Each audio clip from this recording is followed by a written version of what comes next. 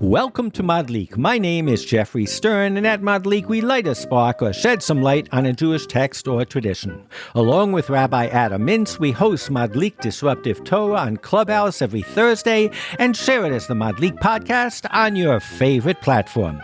This week's Torah portion is Titzaveh, and we explore the enigma of the Urim and Tumim, the priestly breastplate, especially within the context of the Torah's explicit rejection of sorcery and divination. And we wonder about contemporary incarnations of divination and prophecy in the form of opinion polling and social media engagement. So join us for the Sorcerers Apprentice. Well, Rabbi, welcome to another exciting week of Madlik. Glad we could make this happen as a lunch and learn. And as always, it's great to have you for another parsha. This one can be a little bit hard to find something to talk about, eh? It sure is. If we can do this one, we can do any parsha. Okay, you're setting the bar very high. As I said, we are going to talk about something that is an enigma. It's always intrigued me, and I love to take these weeks as an opportunity to dive into something that I hadn't really explored before. So we're in Exodus 28:30, and it says inside, and it's talking about the clothing that the Kohanim, the priests, are to wear. Last week we did the accessories, the menorah, the aron, and now we're talking about the fashion of the Mishkan. It says, inside the breastpiece of decision, it calls it El Choshen HaMishpat, you shall place the Urim and Tumim. We'll get to what that might mean in a second. So that they are over Aaron's heart when he comes before God.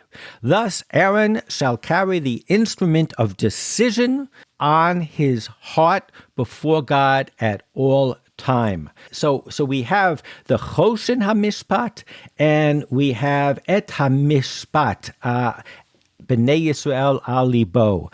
So really this is, I talked about the sorcery, divination, but this is something, if you take the words at their face value, it's something to help provide justice, to help decide justice. In Numbers 27:21, it again comes at this, so let's try to kind of aggregate all the various times and places that it's described. It says, but he shall present himself as Eleazar the priest, who shall on his behalf seek the decision of the Urim before God. By such instruction they shall go out, and by such instruction they shall come in, he and all the Israelite, in my translation it says militia, and the whole community. So now it's not so much adjudicating legal decisions, but it's actually decisions that relate to actions. Shall we go? Shall we no go? And maybe if you take the translation of my text, which I believe is the Jewish Publication Society, it has a bearing on military decisions. And in Exodus 28:12, it says, attach the two stones to the shoulder pieces of the ephod. So we have both Urim and Tumim and this ephod as stones for remembrance of the Israelite people, whose names Aaron shall carry upon his two shoulder pieces for remembrance before God. So in these two accessories, fashion accessories, I will say, there is this sense of these devices, these platforms. I don't know. I'd love to know how you see them at face value that help make certain decisions. What's your read?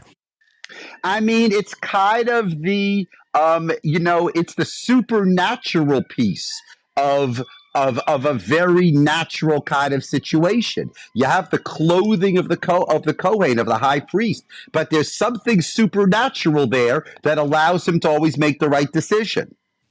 You know, from you just saying that made me think for a second that nowhere in here does it talk about the supernatural. We kind of project that onto it. It really, if you think about it, and I agree with you, that's probably how all tradition has always taken it. It's sometimes type of Ouija board or some sort of way of casting lots, we'll see. But if you just read it, it's kind of interesting. It doesn't really say what's going to happen. It talks about the focus to make a decision. Right, that's correct.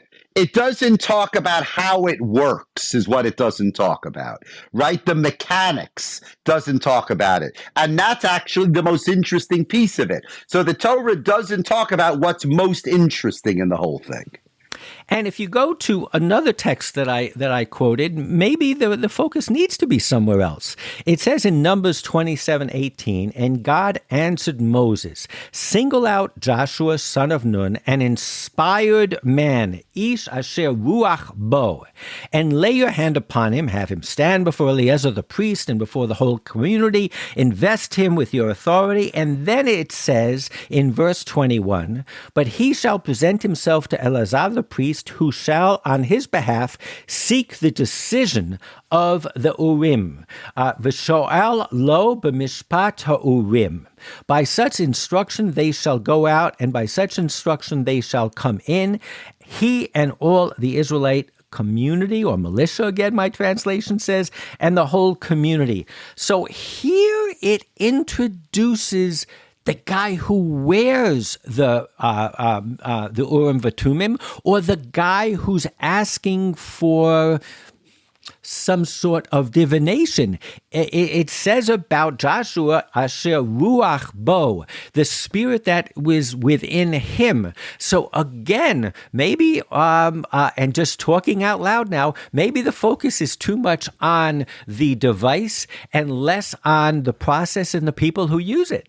Well, what's interesting here is that Joshua seems to need the Urim V'Tumim, right? It says that V'lifnei Elazar HaKohen Ya'amod V'sha'al lo b'mishpat ha'Urim lifnei Hashem al piv yetzu ve'al piv yavo, that Joshua is going to have the Spirit of God, but that's not enough. He's got to be validated somehow by it. Right? I mean, isn't that interesting? Yep. So there's no question that it's part of, it does do something. It does do something, but what it does, who knows? So the only thing that we can do at this point is look into the meaning maybe of the words. Maybe the words will give it away. In the Talmud, in Yoma 73b, it says, why is it called Urim V'Tumim? Urim, which is based on the word or, light, is so called because it illuminates and explains its words. Tumim, which is based on the word tam, complete, is because it fulfills its words, which always come true. So it's not either or. It sounds like the light illuminates, and the tumim somehow shows that, and you've got to do it. You've got to act on what is illuminated. But it is interesting that they're trying to guess what it is that it does based on the wording, what it's trying to say. Fascinating. Yeah, absolutely fascinating. So the Gemara in Yuma actually dwells on this a little bit, and why not look at the rabbinic version of this before we go to modern academics and maybe think on our own. It says, in continuing in Yuma 73b, and if you say, in the battles following the incidents of Gibeah of Benjamin, and why did the Urim V'Tumim not fulfill its words? The Jewish people consulted the Urim V'Tumim 3 times with regard to their decision to attack the tribe of Benjamin, and each time they were instructed to go to battle.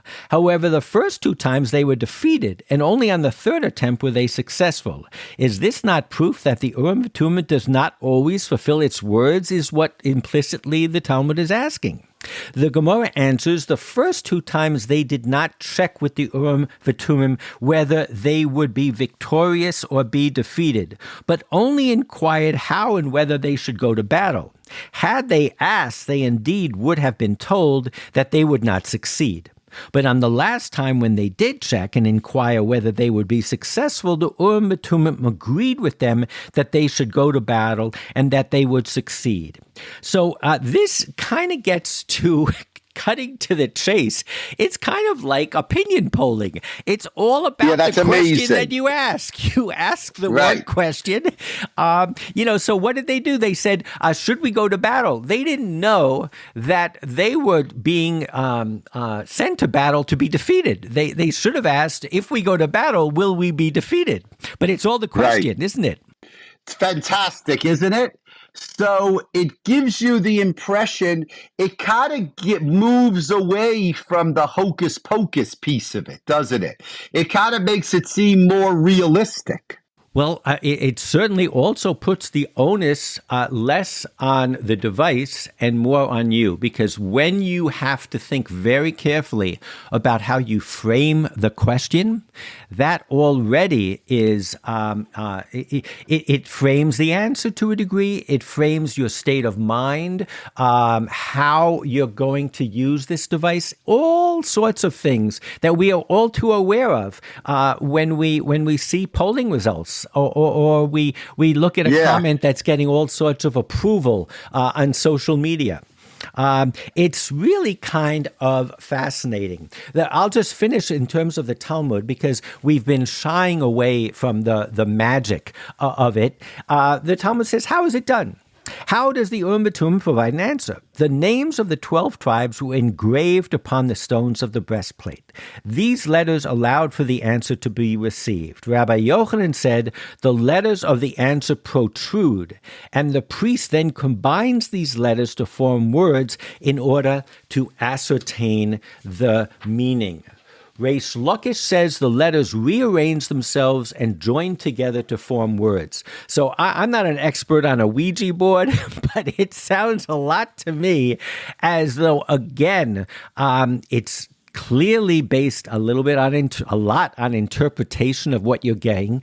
But I know the Talmud even continues, and it starts looking at all the letters in all the names of the tribes, making sure to see that every letter is represented. Because what we're really doing is having a board that has all the letters of the alphabet, and either they rearrange themselves or they light up, and you're supposed to elicit and pull an answer or direction from them. So it does sound a little bit like magic. Yeah, no, there's no question. But it makes it right. It makes it more stipulated somehow. It's trying to connect the fact that there are 12 buttons, 12 cavities that hold parchments in them, 12 something which are clearly associated with the 12 tribes, with this ability to provide some sort of answer. Now, there are in the scholarly treatment of this, some of them say that yes, they were cavities. They had in each one of them maybe the boundaries of where the tribes were supposed to settle, and maybe its most basic function was to act as kind of a place to define boundaries. You come to the city council, you pull out the map, and there's an argument between one tribe and another. That's clearly not how the rest of the texts use them, but they're trying to somehow navigate between the 12 buttons, the 12 tribes, and coming up with an answer that will answer your question as to whether to go to war, whether to go forward, whether to stay. Clearly, there's not a real sense of how this worked. I think that last point is a very important point, that the rabbis are not sure how it worked either. Which I think, on the one hand, we can assume there was, sometimes we talk about an uninterrupted tradition. This was an interrupted tradition. Because it had to do, and we came across this a little bit last week with the menorah, since this was part of the temple, and the temple was ultimately destroyed, and this was possibly lost. There was no uninterrupted tradition about this. So unlike tefillin, that you could go home and grab a pair and come back and say, well, this is how my grandfather wore it. Here you didn't have that. So they're just they're suppositioning and theorizing. the last part of the Yom Gemara I find most interesting, and it says the Gemara raises an objection from a Bereita. It says in the Breita, any priest who does not speak with divine spirit and upon whom the divine presence does not rest is not consulted to inquire of the Urim V'Tumim. As Tzadok inquired of the Urim V'Tumim and it was effective for him and he received an answer, Ebitar inquired and was not affected. So again, this gets back to we focused on it's the question, it's how you format the question, and with Joshua a little bit, but here specifically it says it's who asks the question and on whose behalf is the question asked. How do you understand that? Why does that make sense? Well, again, just as you can say it's important how you frame the question, and no question doesn't carry baggage and isn't a loaded question, I think the same thing reflects on the person asking it. I mean, at the end of the day, I think my takeaway from our study today will be that whether it's divination, sorcery, or polling, at the end of the day, without leadership, they're nothing. And with leadership, maybe they become a little bit of a ritual. And I should say that that is the way one of the scholars that I will discuss takes this. If you remember when we discussed Exodus 28:12, and it talked about the ephod, it ended up by saying, attach the two pieces of the ephod as stones for remembrance of the Israelite people. Avnei zichron lifnei Yisrael. And then it says, whose names Aaron shall carry upon his two shoulder pieces for remembrance before God. Lezikaron. And this scholar, he's from VitTorah.com, of course, he is saying that he senses that the rabbis, and we're going to get in a second to all of the verses in the Torah that actually are against divination, are against this kind of magical sorcery. He says that the Torah is clearly taking something that existed and moving it from something that is a utility and something that actually directs and impacts our lives to a zikaron. He calls it a ritual. You go through the motions, but again, if you take away all the magic from the Urim V'Tumim, what you have left is how you frame the questions and who frames the questions. And from that perspective, the ritual still might have some validity to it, even though, as they say in the Talmud, ha'ikar chasav min ha'sefer, you're taking out the magic and you're keep creating a ritual around it. I think that's kind of interesting. That is interesting. Now, that's a really interesting idea that we're talking here about a ritual. We're not talking about magic. We're talking about a ritual. And maybe it impacts on other rituals as well. But clearly in this one, if you follow that lead and it is actually a zikaron, just a ritual, then the most important thing is what you do around it, the process, and what is important. So let's go on. The other interesting thing about it is in the one of the prior verses that I quoted, it talked about the fact that there are two stones, and there is a way of thinking about this as though the Urim V'Tumim can answer only yes or no questions. It's binary. Yeah, so that's interesting. It's binary. That is interesting.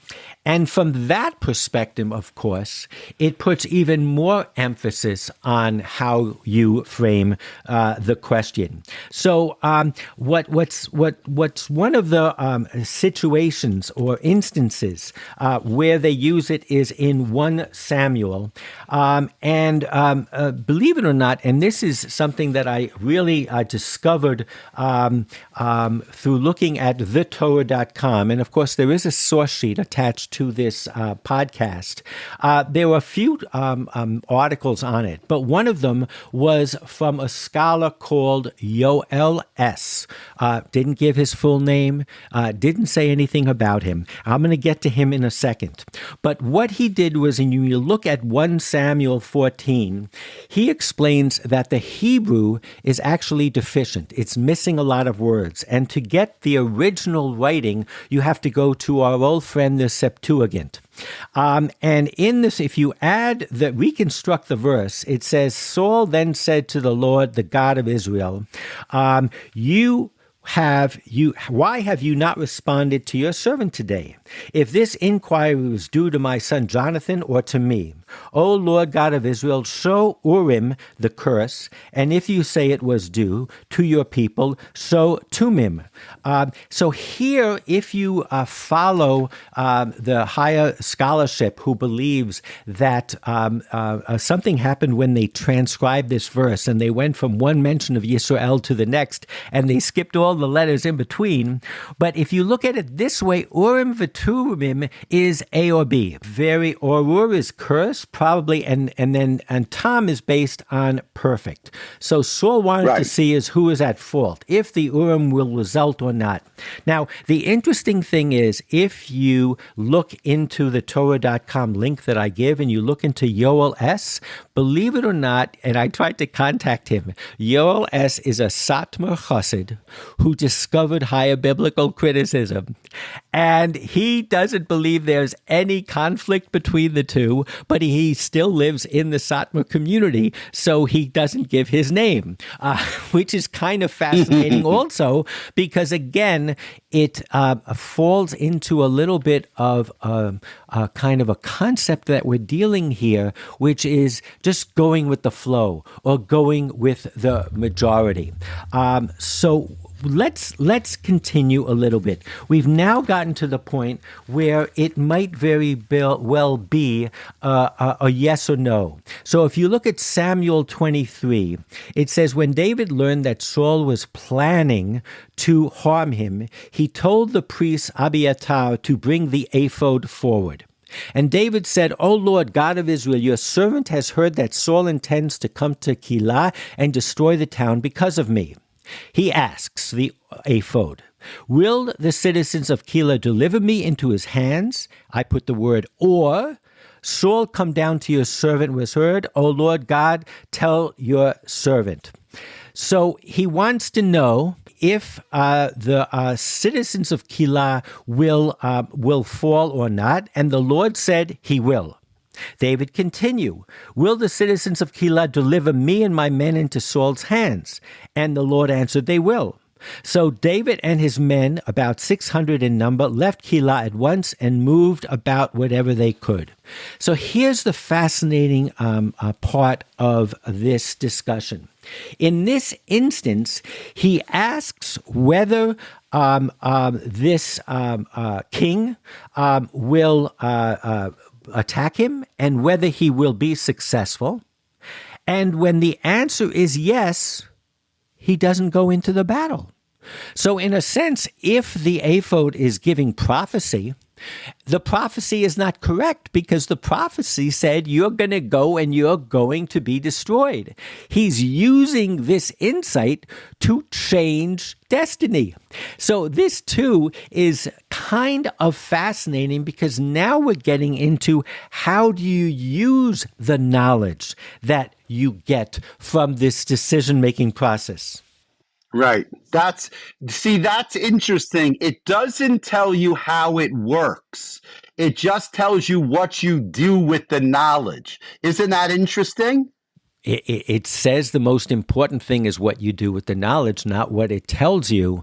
And it's not predicting the future. It is giving you a sense of what it doesn't matter how it happens decision. Exactly. Getting back to kind of decision theory.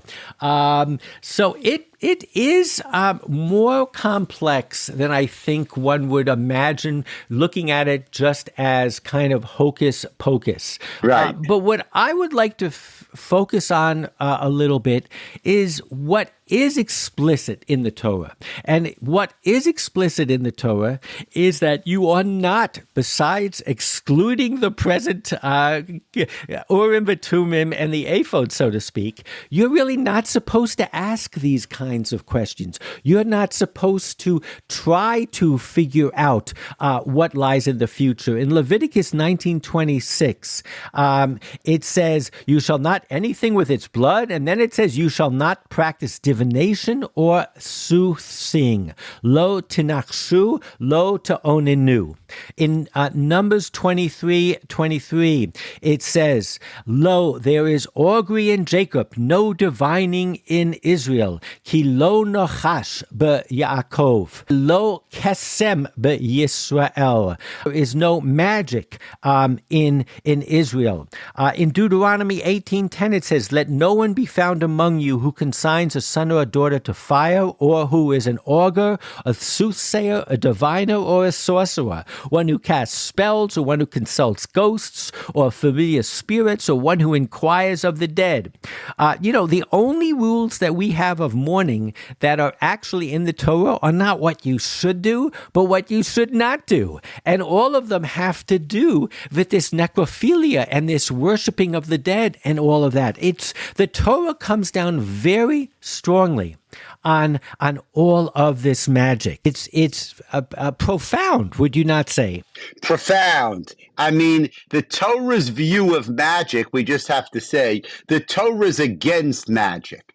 Magic is very anti-religious, right? Obviously, because magic says that it's magic. It's not from God. This is not magic. This is from God. God has set this into motion.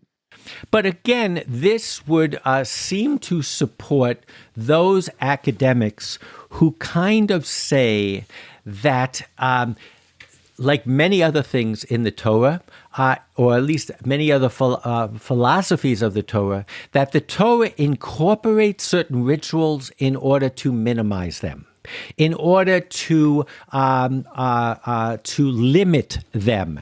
And from that perspective, when it talks about that paradigm shift from this is an actual way of getting an insight into the future to a zikaron, maybe there's something there that in fact there are so many instances that some of which we've mentioned, where the Urim V'Tumim don't actually provide any value add, where they give the wrong information because the wrong person is asking, or they give the wrong information because the wrong type of question was asked.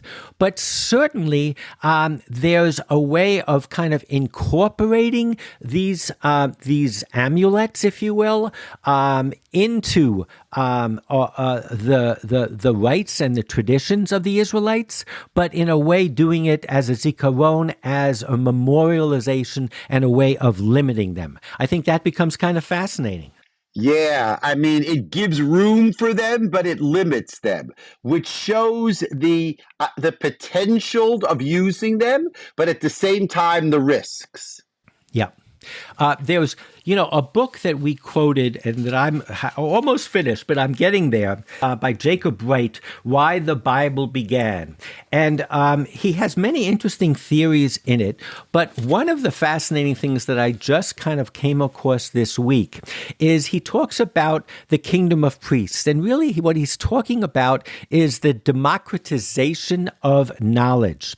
And what he's saying is, while you find many of these rituals inside of other rites and traditions and cults and of the ancient Near East, he claims that what makes Leviticus in particular, but anywhere in the Bible that we're talking about priestly items, is the fact that it's written out in the open, democratizes it.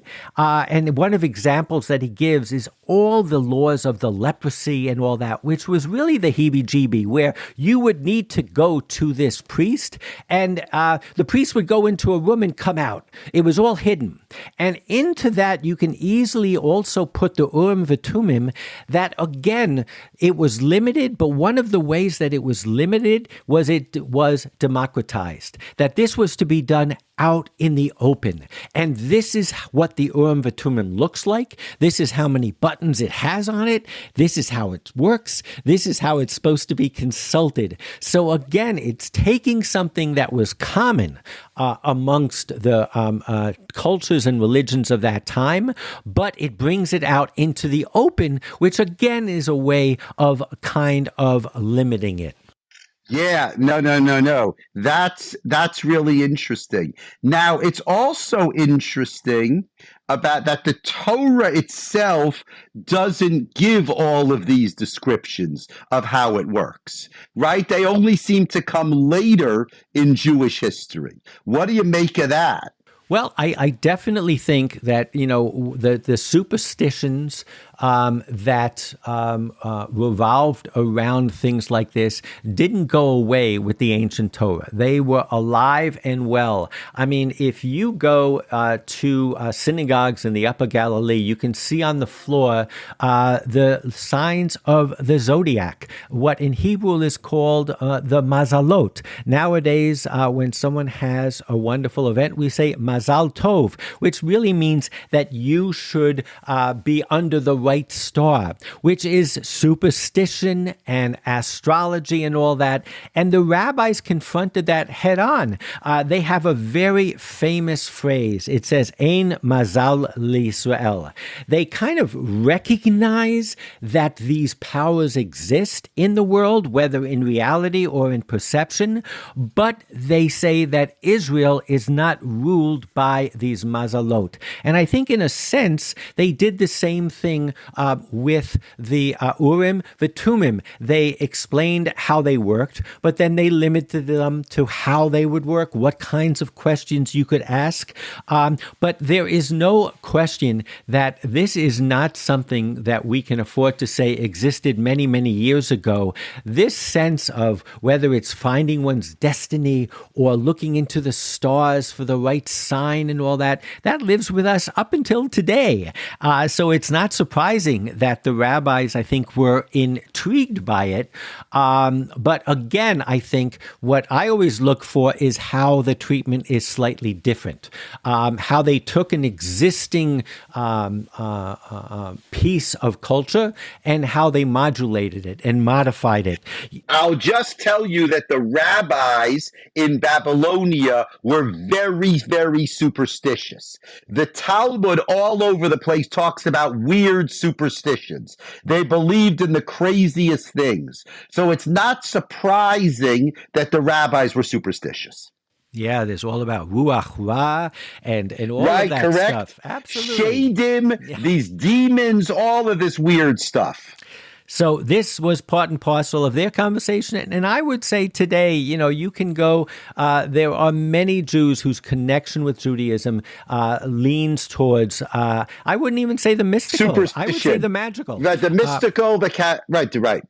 Supernatural. So the way I want to finish is the most important thing when it comes to divining the future in terms of whether it's social media or it's social opinion, polling of opinions, and that is also a phrase in the Torah that has been interpreted almost as if it's too powerful. And that is the famous one of Acharei L'Rabim, following the multitudes in Exodus 23. And this is what polling is all about, right? You stick your finger up and you see, where is the multitude today? And how will that determine my next action? So in Exodus 23, it says, you shall neither side with the mighty, the multitude, to do wrong. You shall not give perverse testimony in a dispute. Again, it seems to focus on adjudicating, and the Talmud, as you know, goes in a whole different direction with this about a Sanhedrin that has a consensus about a death penalty. But the simple meaning of the verse is you don't follow the multitude in terms of action, but certainly wrong action. The Ibn Ezra says, if you see many people testifying concerning something that you know nothing of, do not say to yourself, all of these people cannot be lying. I mean, how does that ring true in today's society? It's in terms of polling. We all assume if I Googled polling and the Middle East, you have polls about Democrats, Republicans, age demographics. You have Arabs, you have Israelis, you have Arabs in Gaza, Arabs in the West Bank, before October 7th, after October 7th. I think that if we have any chance of getting out of this, the answer is not going to be in polling, it's going to be on leadership. And it's in the types of questions that are asked. And that's really my biggest takeaway from all of the commentaries and angles that I've seen on the Urim V'Turim that ring so true today. That at the end of the day, it comes down to leadership, and it comes down to how we phrase our questions, and then how we act as a result of those questions and our leadership. Fantastic. This was a great topic today. We started by saying this is a hard parsha, but you really got to the bottom of what the Urim V'Tumim and what superstition is really and leadership is all about. Shabbat Shalom. Enjoy your trip next week, and we look forward to have a bi-coastal clubhouse next Thursday evening. Be well. Shabbat Shalom. Shabbat Shalom, and thank you all for joining. See you all next week. Make sure to listen to the podcast on your favorite platform. And why not give us a star or two and a friendly review? Wouldn't hurt, as they say. So to all of you, have a Shabbat Shalom. Remember, don't listen to every poll. And we too can create the facts, and we have to ask the right questions and do the right thing. And that ultimately will be the light. And if you look at the notes, you can find out what the main theories are of why Yale University has the Urim V'Tumim as their logo. And as a giveaway, I will just tell you that for them, Urim V'Tumim probably stood a lot more like the traditional sense of Torah im derech eretz. Urim was the New Testament laws from their Savior, and Tumim was supposed to be combined with actual knowledge. So who knew? But anyway, see you all next week. Shabbat Shalom.